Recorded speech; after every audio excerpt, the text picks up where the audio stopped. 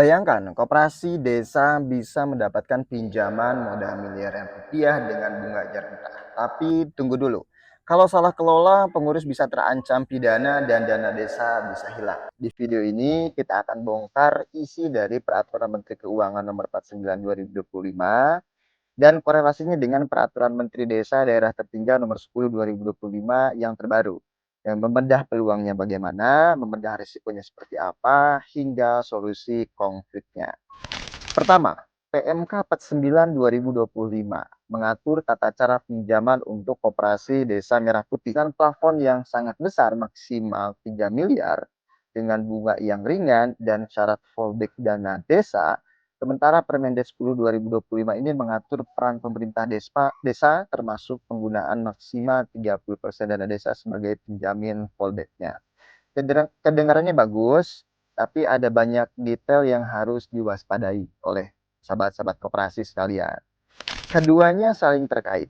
PMK mengatur terkait dengan teknis pinjamannya dan pencairannya, sementara Permendes 10 2025 ini mengatur sumber daya dan batas penggunaan dana desa.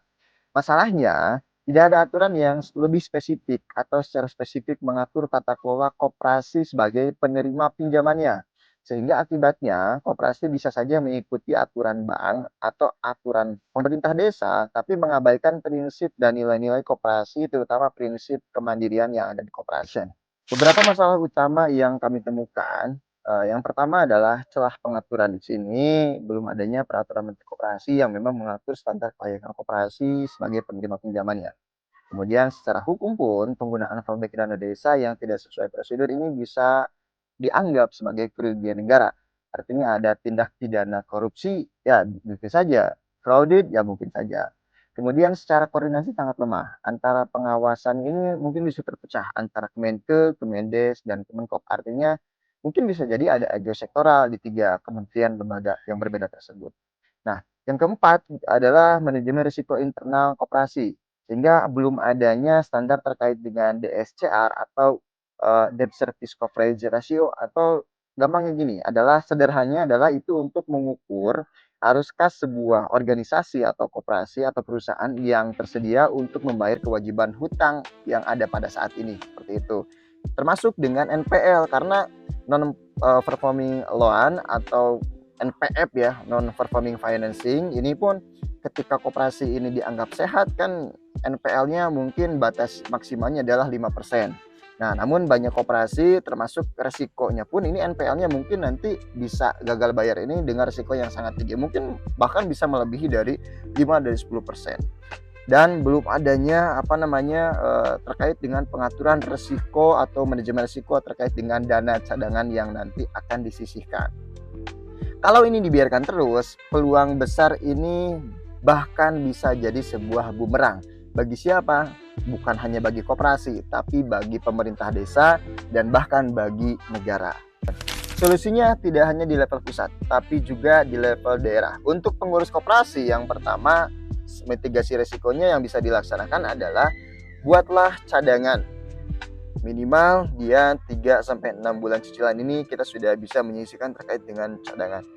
Batasi NPL atau non performing loan atau non performing financingnya maksimal mungkin ya bisa range 5-10%. Kemudian pisahkan keputusan rapat anggota dengan Musdesus, terutama ini yang sangat rancu ya, karena Musdesus ini adalah amanat undang-undang desa. Rapat anggota ini adalah amanat undang-undang koperasi, dua hal yang berbeda. Sehingga Musdesus ini kan yang melaksanakan adalah pemerintah desa, dipimpin oleh BPD dan melibatkan masyarakat sebanyak-banyaknya. Karena Musdesus ini nanti kan berhubungan dengan bagaimana pemerintah desa ini harus buat studi kelayakan bisnis segala macam ya. Ini diatur di Permendes nomor 10 2025. Nah, untuk dinas koperasi ini sangat berat sekali karena nanti dinas koperasi bisa saja mewajibkan perjanjian 3 pihak sebelum adanya pencairan. Nah, kemudian dinas koperasi harus membuat yang namanya sistem monitoring, kalau bisa ini risiko ya, sistem monitoring risiko secara real time. Karena memang mau tidak mau harus mengawasi dan memonitoring terkait dengan koperasi Desa Merah Putih, bagaimana untuk memitigasi resikonya. Kemudian libatkanlah dinas-dinas terkait, contohnya seperti inspektorat. Ini dari awal, karena inspektorat ini kan nanti berhubungan dengan pemerintah desa. Kemudian dinas koperasi akan berhubungan dengan koperasi desa Merah Putihnya secara kelembagaannya. Kalau fallback dana desa dipakai tidak sesuai aturan atau tidak ada pengembalian, ini bisa masuk kategori kerugian negara. Nah, konsekuensinya sangat jelas sekali. Pengurus koperasi, perangkat desa, kemudian bahkan pihak dinas koperasi pun ini bisa terseret dengan kasus bahkan tipikor, tindak pidana korupsi, kemudian fraude, kemudian penyalahgunaan, segala macam. Nah, ini mungkin bisa saja. Peluang besar ini harus dikelola dengan bijak. Kalau tata kelola koperasinya rapi, koperasi Desa Merah Putih ini bisa berkembang sangat pesat sekali menurut saya. Tapi kalau ceroboh, mungkin risikonya bukan cuma uang aja, tapi juga kebebasan. Nah, tahu kan kebebasan yang dimaksud ya? Jangan lupa untuk like, komen, dan subscribe. Jangan lupa juga supaya tidak ketinggalan informasi dan analisis penting lainnya. Jangan lupa dengan bahasa yang sederhana, kita akan dibikin jelas di sini. Tulis di kolom komentar apakah menurut sahabat koperasi semua aturan ini lebih menguntungkan atau lebih beresiko, terutama korelasinya adalah PMK 49 2025 dengan Permendes 10 2025. Klik like dan subscribe, bagikan juga ke teman-teman pengurus koperasi yang lain apabila ini bermanfaat.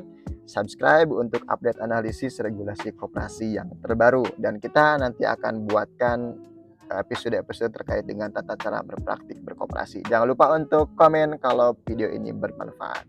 Saya Aris Wibiranto Pratama undur diri. See you next time, the next video.